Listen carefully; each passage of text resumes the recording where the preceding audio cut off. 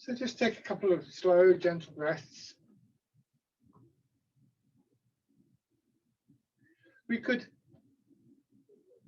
almost split up what's happening into two areas, I think. One is a kind of focusing of the movement, both physically and mentally. So, you know, where are your knees, where are your hips, and so on and so forth, and the different stages of the exercises. And of course, sometimes in Tai Chi, I don't do a great deal of it, but you know, people will hold postures and stances to hardwire the shape into their system. The other side of it is the movement itself, the flow from one movement to another. And in some ways, although quite often the flow is the first thing we experience, it's almost like we don't quite experience it properly. I'm sure that's quite the right word, but fully, because the flow actually in the end is going to be very dependent on that first element, which is the precision of mind and body, both so that, you know, we know where we're going and we've got the correct shape and posture to allow for the internal movement. And also because in part the flow is an outcome from some of the images that we use. So things like moving through water, this is the most common one that we use. And always come back to that, but there's others as well, and we have movements like the wild goose and wind blows the willows that can kind of evoke a quality. But in particular, this idea of moving through water encourages the flow and the development of that inner strength. But we need the image. And later, as the image begins to take effect, we need to remain aware of how it feels.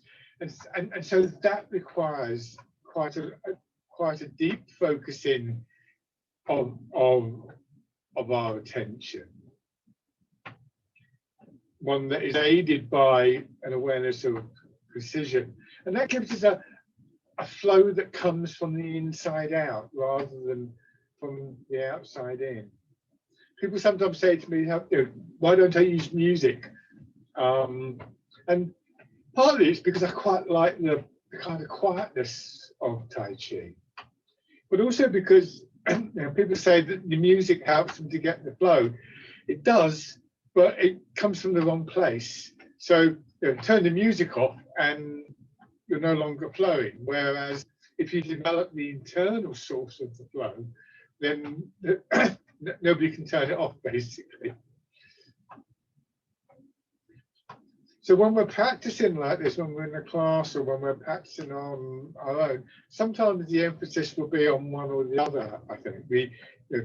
You could do this exercise and for a little while just focus on the posture where your knees are, so on and so forth, the pathway that your fingers are taking, and just whatever else you care to sort of adjust and to bring into clear focus. You could also concentrate, as I've said before, on the rhythm, the looseness of the movement, and on the change in the quality of the movement when we start to apply the image of moving through water. I kind of think sometimes that I kind of go beyond the image, that rather than needing the image to produce the flow, that when you get a sense of what you're looking for, it's almost like the imagery is less important.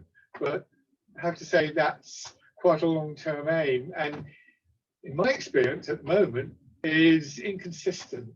So it's still useful sometimes to come back to the images and to use different images to produce a different quality and to investigate that quality of movement. Now raising your arms.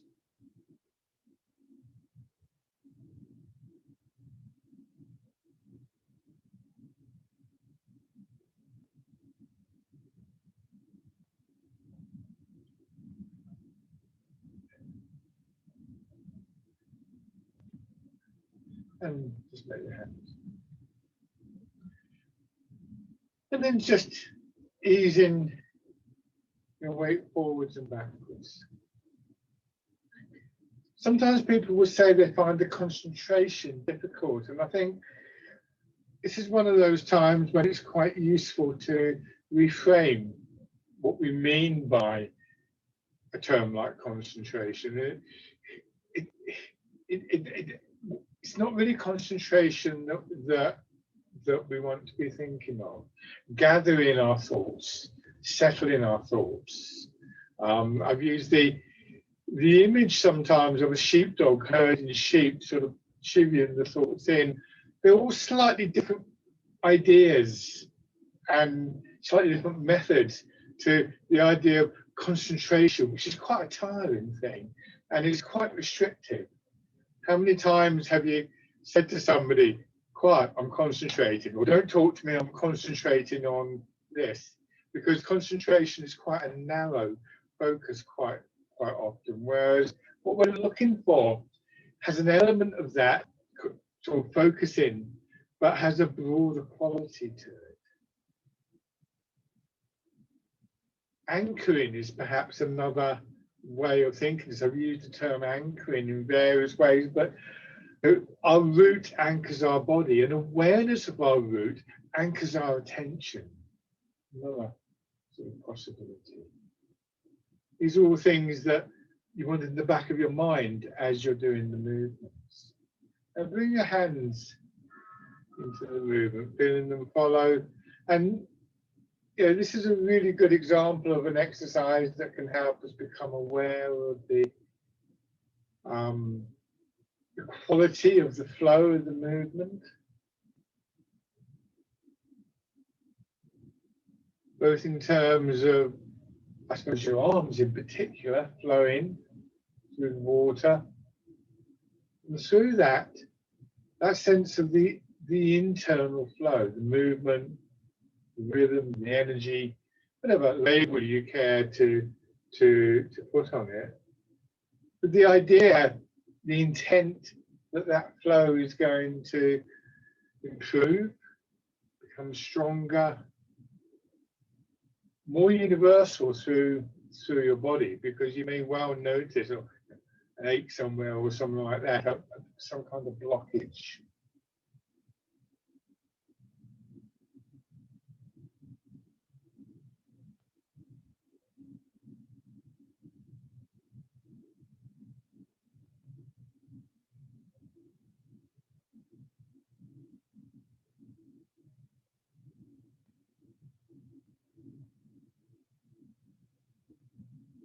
Now, change what your arms are doing to this idea of carrying the tray of drinks.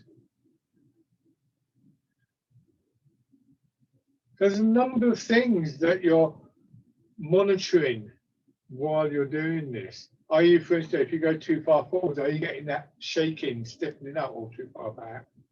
Can you feel the central point that you pass through? Can you feel the link from that small amount of movement in your feet up through your hips, through your sides, and back, into your arms, into this very smooth movement with your arms and your hands?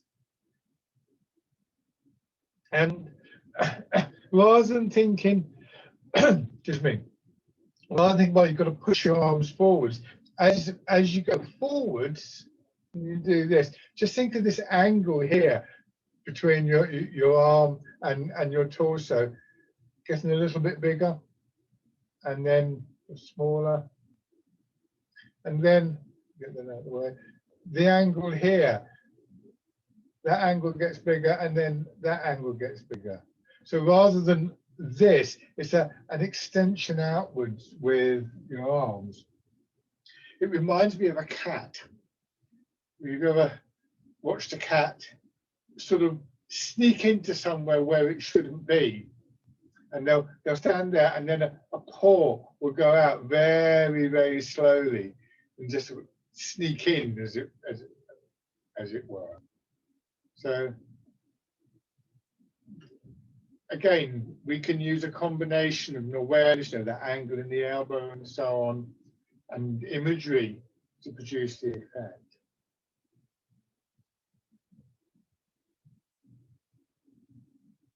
And then sinking down and pushing up.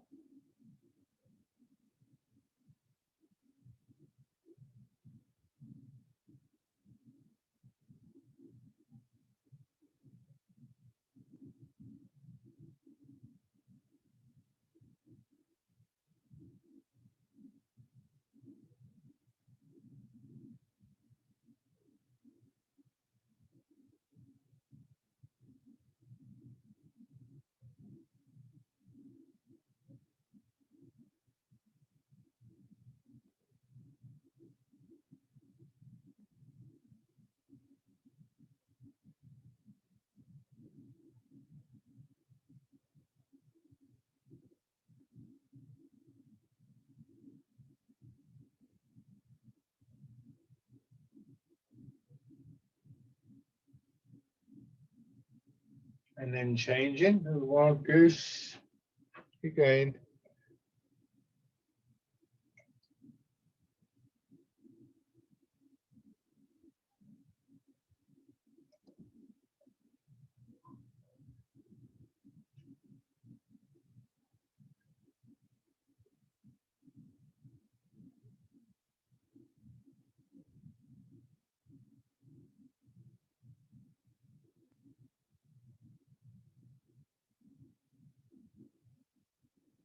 And parting the clouds.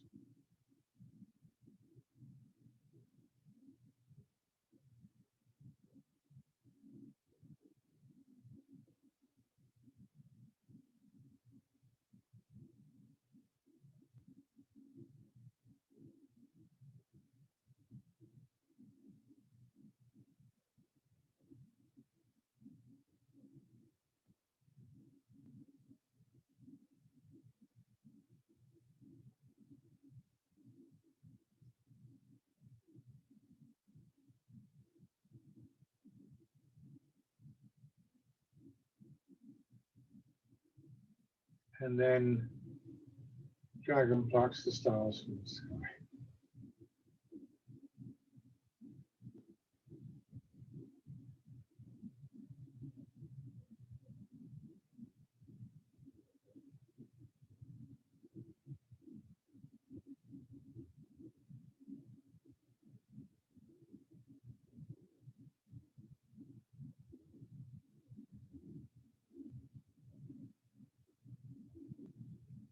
So an awareness of precision of the movement, where your knees are, where your hips are, where your shoulders are, how far your hand is going up, and so on and so forth.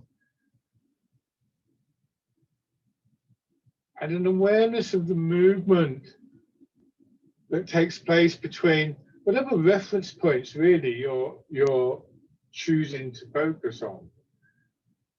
You could go into massive detail about these exercises. I've got a video somewhere. I'm not sure where it's gone. It's on a VHS tape, so a long time ago. Anyway, somebody's talking about a particular move in a Tai Chi form. They've got their arm out in front like that, and they're saying, so the thumb is in line with the third rib. And I'm thinking that's quite a description, isn't it? Exactly. So where's my third rib, sort of thing. So it can become very, very precise indeed. And in fact, it needs to, because the longer you do this sort of thing, the more you need more precision, because part of what happens is not just the movement becomes more precise, but it's to do with the development of the mind and its ability to get this sort of gathering in. And it seems to need a kind of constant stimulus to do that.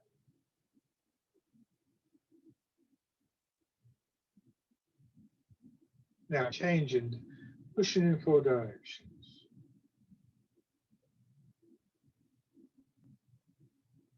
A movement like this is quite interesting because it's quite simple, but it shares with Tai Chi forms some interesting contrasts. In particular, in the first instance at least, the difference between the sideways push, giving a sort of broadening feeling across your back, and the push upwards, giving a lengthening feeling up and down your back. Which is why I sometimes start off without the turn, because when we bring the turn in, that can actually quite compromise the sideways push. It depends how you're doing the turn. So this movement gives you the feeling that we get every time we push the hands out to the sides. What you may find that you're doing is losing that feeling when you do the turn. If that's the case, then think about how you're making that turn. Where is the source of the turn? Because it should be in your hips, not in the middle of your back or your shoulders.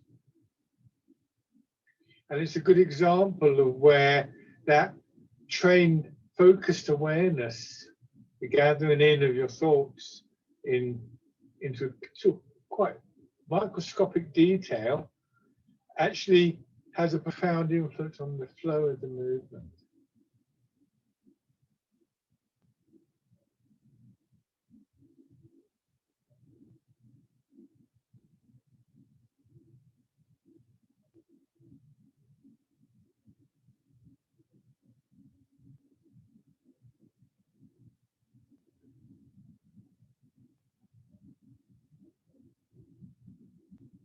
Good. Now changing.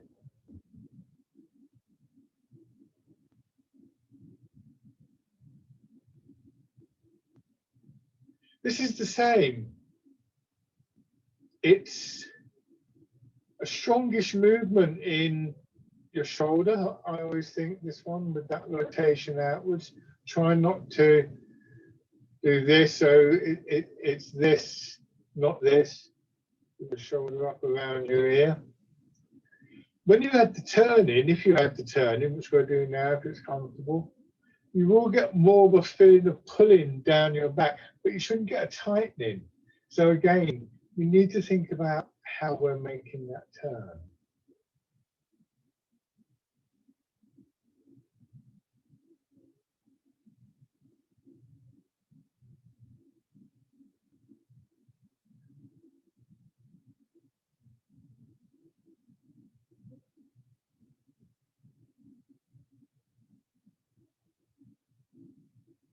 And then on the other side.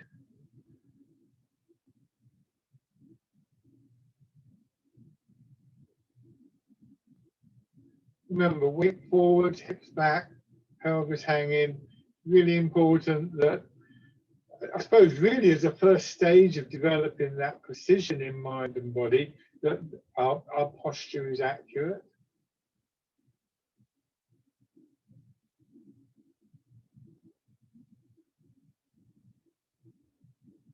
And then,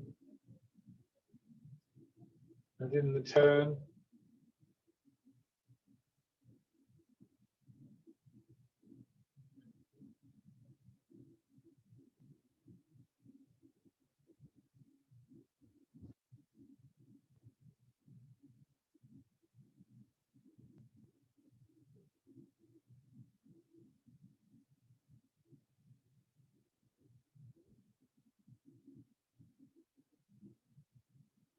and then rowing a boat in the middle of the lake.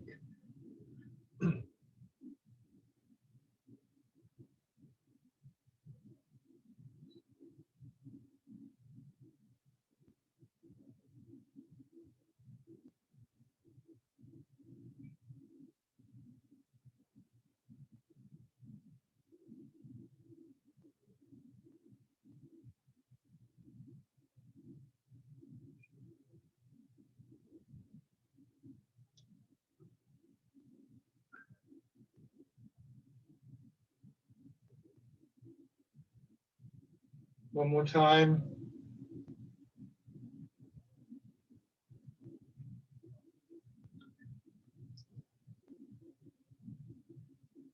Good, and come back to that. So that's the main reason why I don't use music as a rule in the classes, because the impetus for the flow would come from outside.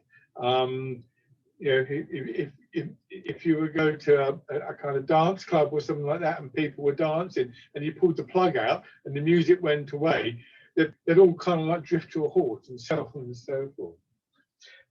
So the flow of the movement is an outcome rather than something we try to produce. That's not to say it's not important, by the way. It is important, but it's a bit like if you're a gardener, you probably spend a lot of time weeding and cultivating the soil and doing all sorts of things like that, rather than just popping down the local garden centre once a year, coming back and getting lots of pretty flowers that you stick in the ground that last for about a month and then die away. It's the same kind of thing. So that awareness builds over a period of time. I'm going to go back to the first three exercises as a sequence. So we do this with this idea of the three regions of the body, the three dantians, in medical terms often referred to as a triple heater. They're slightly different. The triple heater is seen as being within the torso. The dantians, the upper dantian is most definitely includes the head, but you could think in terms of either for this exercise. And just feeling the effect of the exercise within the body and programming it to a certain extent. But if your arms go out, the movement would tend to go higher than it will do, say, for instance, with this one, with the hands stay in. So the relationship between the movement and your awareness is a two-way one. We start off doing the exercises. That makes us aware of certain sensations within the body. In this case, you know, those three regions. And that awareness feeds back into the exercise and makes it more accurate. Now do it facing forward one more time. And then we're going to have the turn, the staged turn. So you're going to turn in that area of the body emphasized by the exercise. And it will build up through each sequence of exercise. So as we turn here, this turn is just in your hips and your waist, and everything above that area follows it very precisely. As we start the wild goose, hips and waist again, but then about halfway through or something like that, we feel that turn in the area of the rib, say the lower rib, the lowest rib. And then as we go into parting the clouds, hips and waist, and then the lower part of the rib cage, and then the shoulders, for instance. It could be other places. Making sure that the connections between those three areas don't become stiff and tight. They'll obviously extend out, but keep that well-tuned feeling in your body.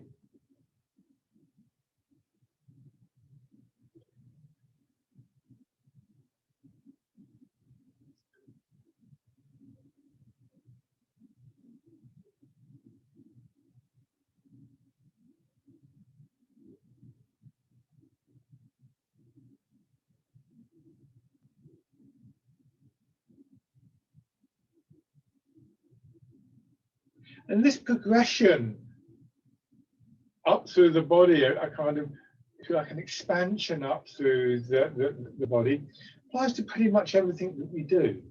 Sometimes it's a turn, sometimes it's just a simple lateral sort of longitudinal expansion or so in various ways, but the movement increases as we go through. So now, going back to what I was saying about pushing in 4 directions, just do this movement, this sideways push. Your hands come up a little bit, but your elbows drop. And as your hands push out, you see they're slightly in front of the shoulders.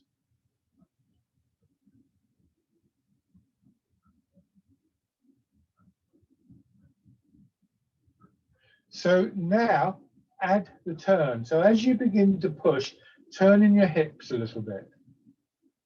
Then turn in the solar plexus. And you see my hand is still in front of my shoulders. And then just a little bit turn in the shoulders, or the 3 dan chins, or however you read that previous exercise. So hips, solar plexus, shoulders.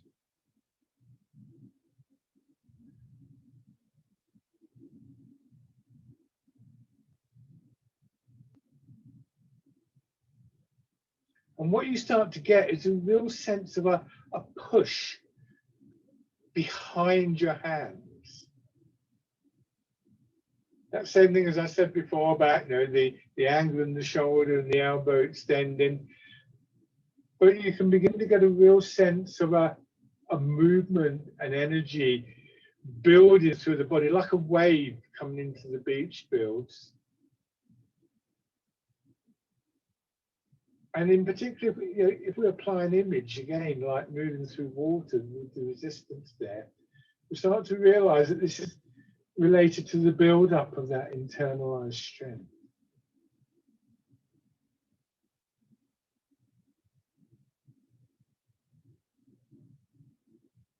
Let's just do one more of these.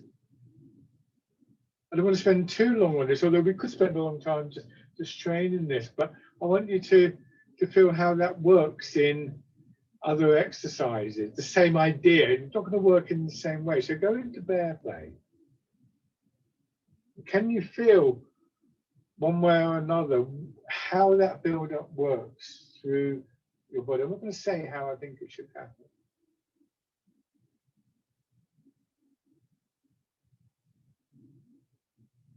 If you think about it, you know, although the hips are swaying a little bit, they can't go that far because you'll just fall over. So there has to be some kind of way in which the movement, the energy builds so that this movement in your arms, your hands move a great deal more than your hips for bear play. But that's not because the hands are straining.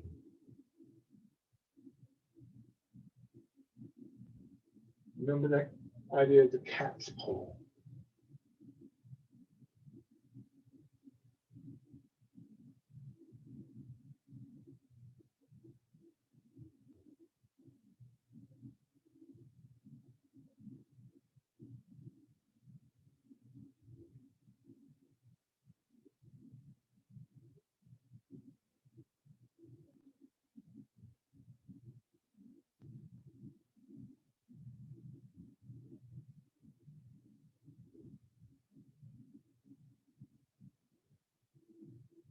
So this is a kind of more advanced and deeper understanding developing of that phrase, when one part of your body is in motion, the whole body is in motion. It's why I like to think of the whole body being engaged.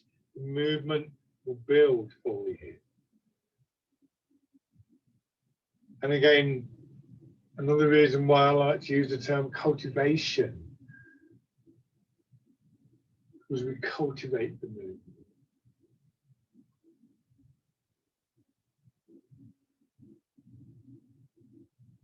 This time we're going to change to hitting a ball in front of the shoulder. And again, we can feel that build up from the foot through, if you like, those 3 regions of the body into the arm, the shoulder, elbow, and so on. And even towards the end of the movement.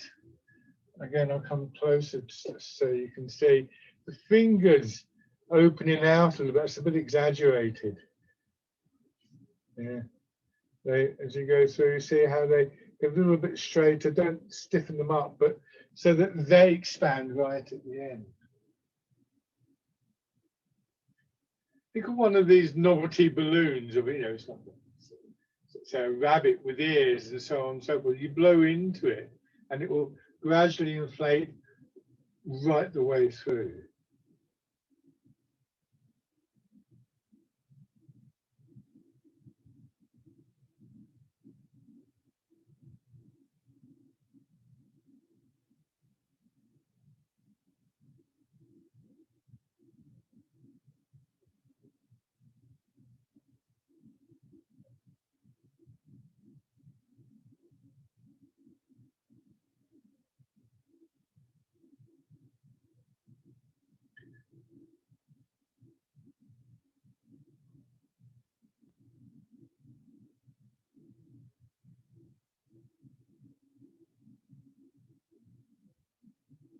One more time on each side.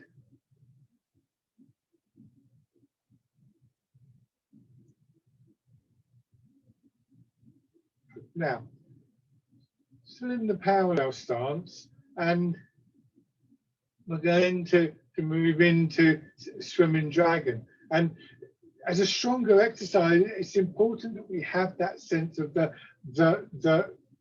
whole body doing this. Otherwise, we can just end up with sort of this, and all this is doing is threatening to damage my back somewhere just below my shoulder blades. It has to come from the whole body, and you can see here the tilting of I'm exaggerating this, by the way. I'm not suggesting you should do this. The slow curve, gentle curve up through your body, the extension through the side.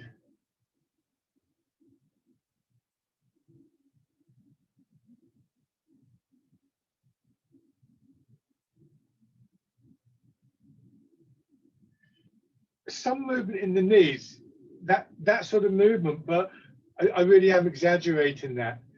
I can feel it, but you shouldn't really see that much.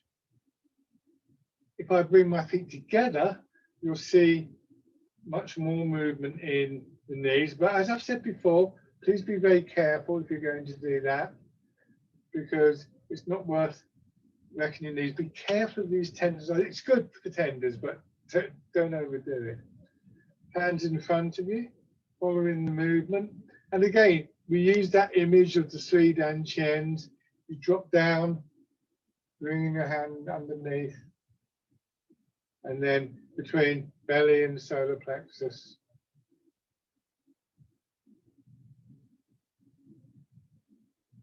And ribs and head, and over the top of your head. Remember, small movements are better than big movements. So although you can see quite a lot of movement in what I'm doing, that doesn't necessarily mean I'm doing it particularly well. I'm doing it so that you can see what I'm doing. But it's that feel of the movement.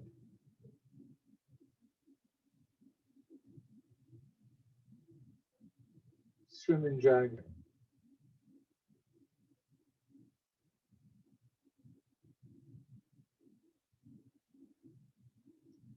And then back the other way. So it's a great exercise for the back. Also for hips and pelvis. That's quite a tricky movement when they go out to the side. So it really encourages the mechanism within the hips and the pelvic floor to improve the balance process and so on. It won't necessarily condition the muscles of the pelvic floor, this one. It won't strengthen them particularly. It will do something there, but it's not really the purpose of the exercise.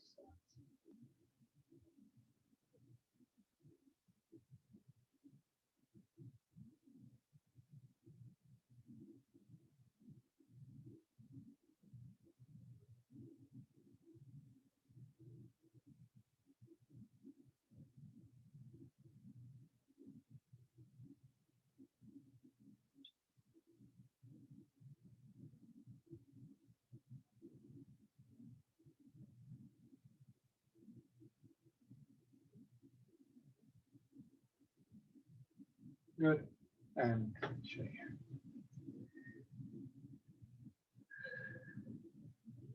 So 1 foot forwards. This build up of the movement is really interesting, and for me it was quite a significant development. Again, quote a phrase from the old writings in Tai Chi. So 4 ounces will overcome 1,000 pounds, or will move 1,000 pounds. And when we can feel the movement from the inside, we begin to get an understanding of how quite a small amount of effort, but a very precise effort, say, just that little push down to the foot, or whatever is happening in the feet and the legs, actually builds into quite a big movement.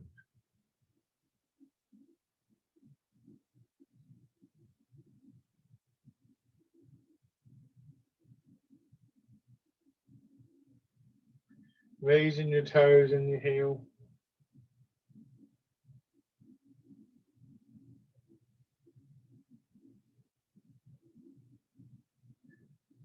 So that's really useful and practical when it comes to a movement like this. When we start to do the step-in, it's done with a very different type of effort, and in some ways a lot less effort, a less strained effort than we might assume. If I'm going to do this in a kind of general way, kind of from the outside in, I get to here, I'm probably going to do something like this. If you watch my shoulders, I'm probably going to kind of try and do that. And when I do that, I'm more likely to fall over.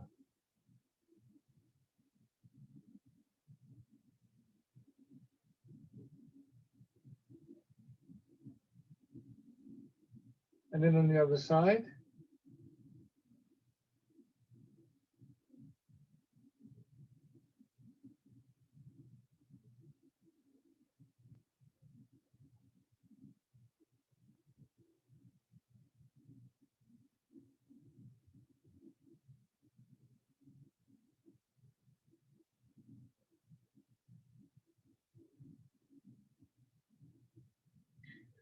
Raising your toes and your heel.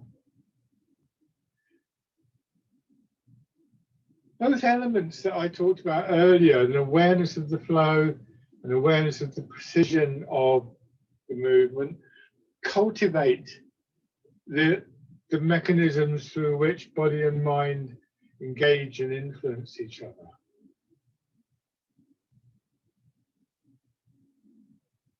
And then stepping in.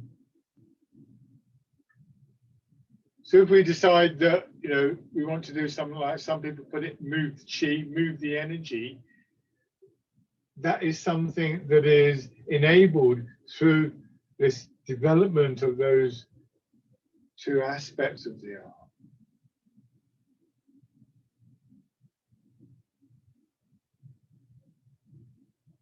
And then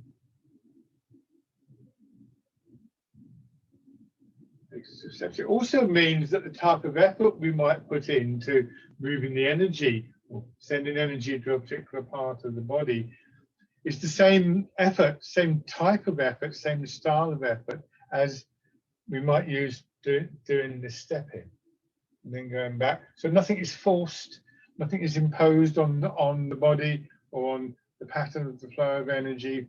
Everything is cultivated in exactly the same way.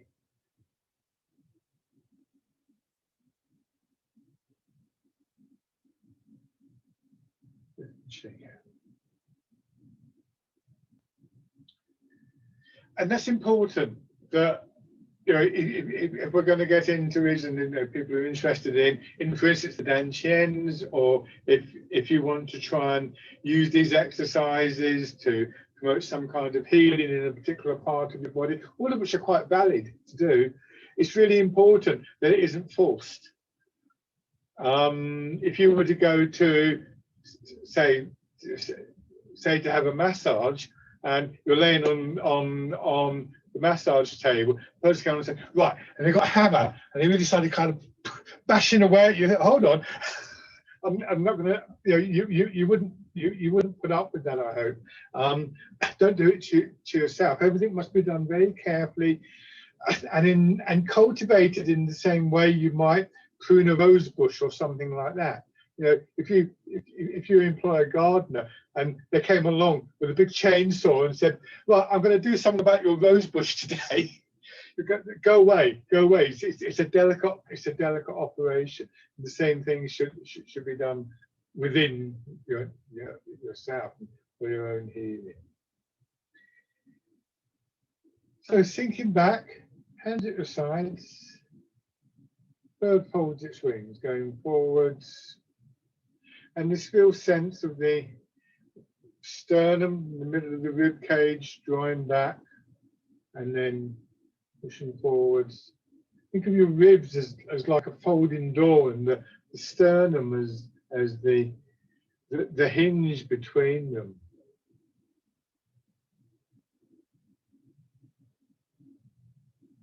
Same thing going back, except it's the hinge is feels like it's more in the spine going back. These are just images. It's not trying to give you an accurate description of the exercise.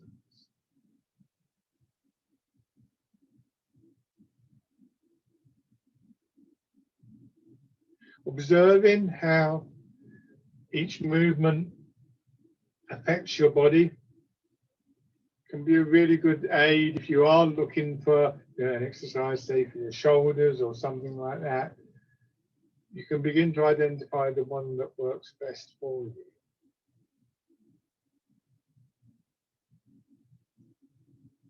And then fisherman cast a net.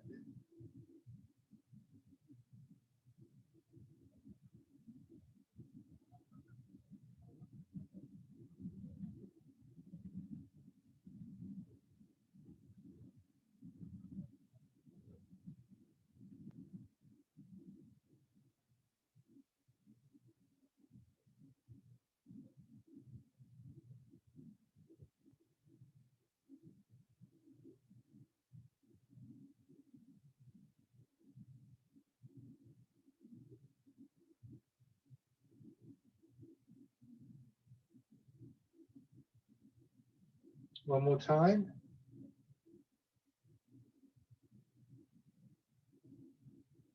Pushing away.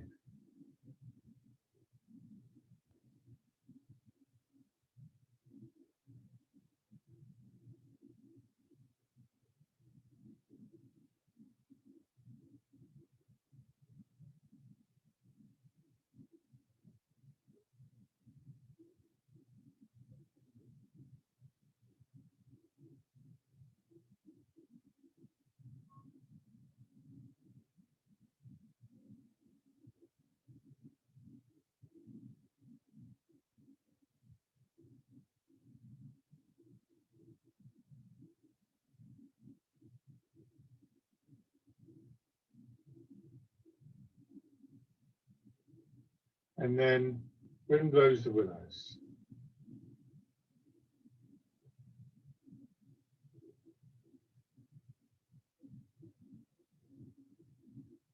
In many ways, I think this is a very archetypal Tai Chi exercise in a very simple form. When we're told that the movement is rooted in the feet, released in the legs, controlled through the center of the body and expressed through the arms, we can feel all of that going on in this one movement.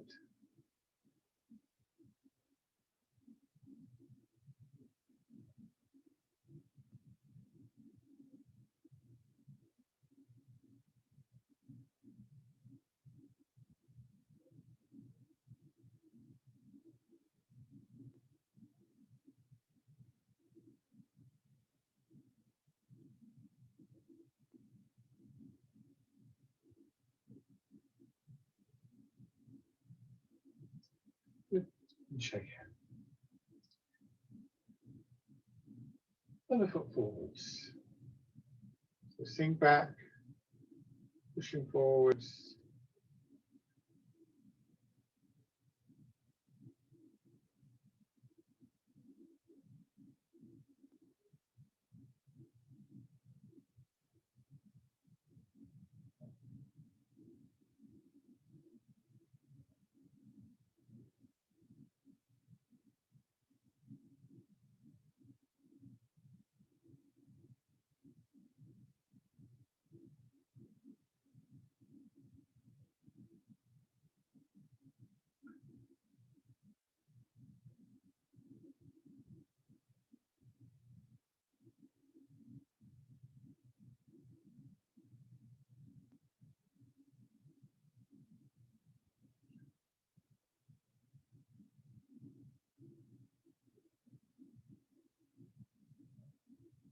And then changing.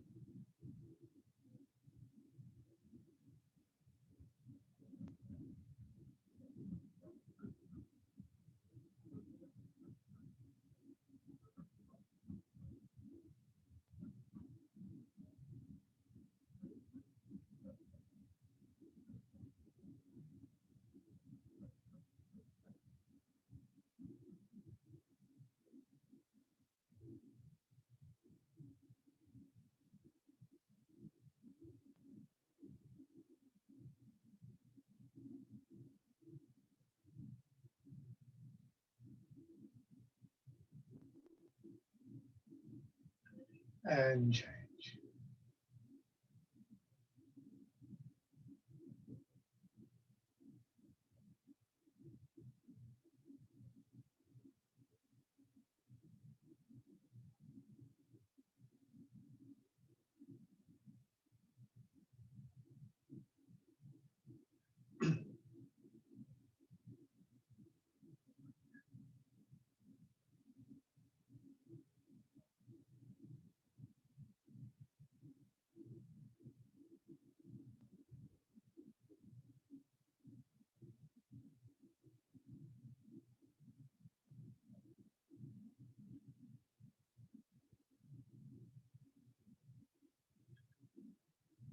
And then wind blows the birds.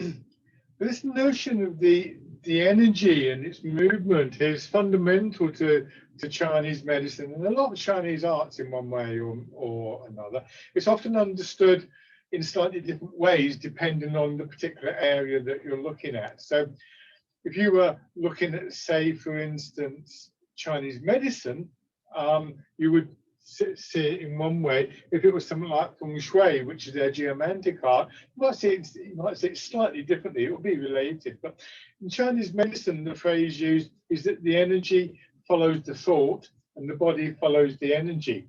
And the way I was just describing it, actually, it's more nuanced than that. I was saying that actually the body can guide the mind into an awareness of what's going on with the energy. So that kind of a linear approach is very, it makes the point though. It emphasizes the significance of the mind. If you think of it in linear terms, if the energy is going to follow the thought, then if your thought is right, so will your energy be. So if you're practicing and you get distracted by something, the assumption is that not only is your mind going over there, but your energy is going over there, and your body's going over there as well. It's slightly simplistic, but again, it emphasizes the significance of the mind. Another thing that is important in Chinese medicine and in Chinese arts like Qigong is the idea that we're not separate from our environment. Chinese medicine will often take into account the season, for instance. We're affected by what's around us. So this idea that the energy is something that works both through us and around us. And again, we can use different images to help with that. One of the images I've used with people in the past, one that I quite like, it's quite seasonal really, spring mist, autumn fog. That when we breathe in, when we open out, when we absorb energy, air or oxygen in one way or another, it has that fresh spring mist quality. And when we release that energy, we breathe out or we contract or whatever, it has that slightly stagnant quality of the autumn fog. So that's one of the ways in which we can gently cultivate this movement of the energy into areas that feel a bit stiff or a bit tight by imagining that change. And we can do it in association with a particular exercise. So we're going to do the exercise Sun and Moon. It comes in two stages. First one, you push up and you feel your body opening out and filling up, especially if you can take a breath in at this point. Don't worry if you can't do this with the breathing. And then you breathe out. So spring mist, autumn fog, you try it once or twice with your breathing. Don't feel you have to keep with it. But the in-breath is always a little bit clearer, a little bit sharper, a little bit fresher. And the out-breath warmer and murkier. And it might just be in your mouth or your throat or in your nostrils or in your chest that you feel that change. But just use this stage to really help you notice that change. I always feel there's something coming up from the legs, from the ground as well. So we can experience it in different ways.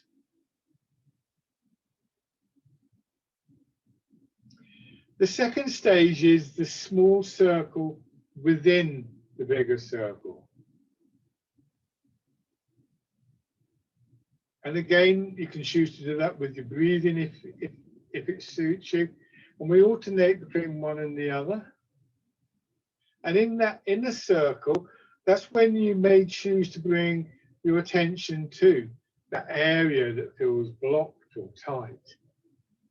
Actively trying to imagine that quality of the spring mist replacing the autumn fog in that area. Sometimes people like to imagine being able to breathe into that area, which of course, if it's a shoulder, you can't actually do that. But the idea of doing that will carry your attention with it. So the first stage is a kind of drawing in, a gathering in, bringing your attention into that focus of the lower Dan Qian, and then wherever you choose, really. If you don't feel you need to focus on a particular area doing this, you could use that image of the movement in that smaller circle, traveling up your spine, through the middle of your back, over the crown of your head, and back down into the base of the torso, the inner orbit or the microcosmic orbit. That's also quite a nice visualization, and it's quite energizing for the back when you get used to it. Don't expect immediate results. I'm suggesting an avenue of practice for you rather than expecting you to get this straight away.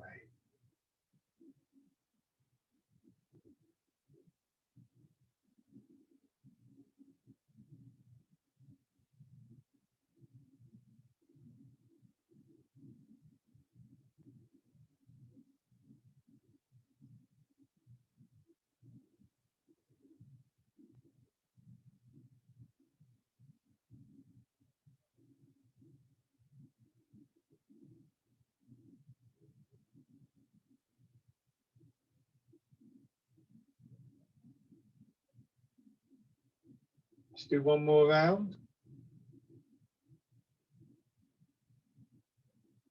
Remember, we need the precision, we need the awareness of the flow of the movement working together.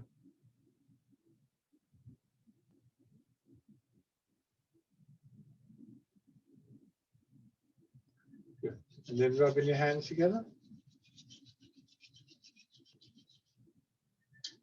And tapping over your face.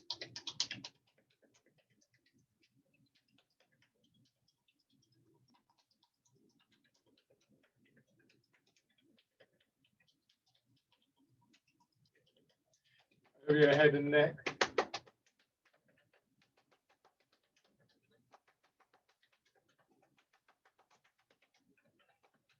Down to one shoulder. Your arm.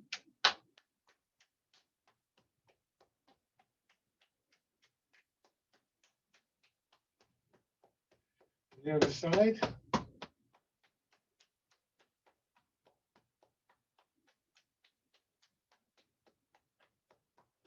Onto your back.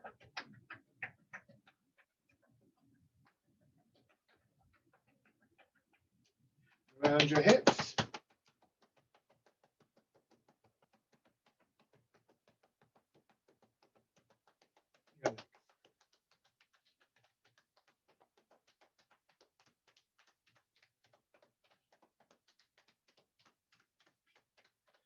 Light on your belly.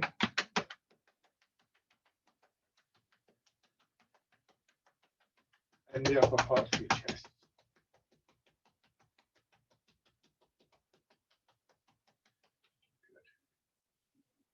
Good. And then Grace Tiger, return to mountain. So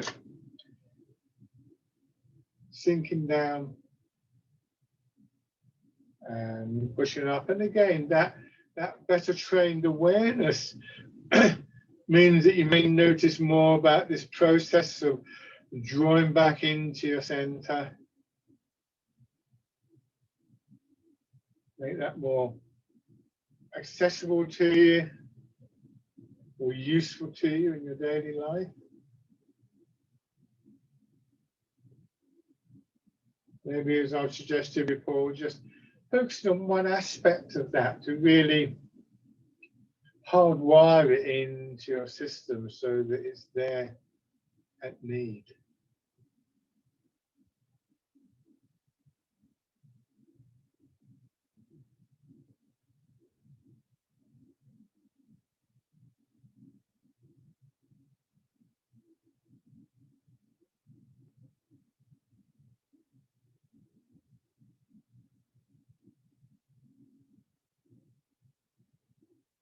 One more round.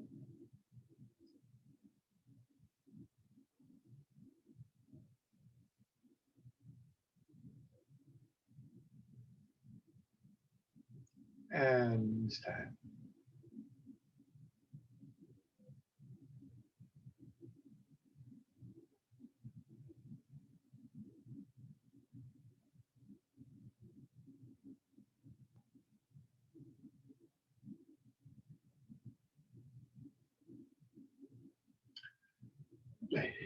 Give your legs a shake. Thank you very much, everybody.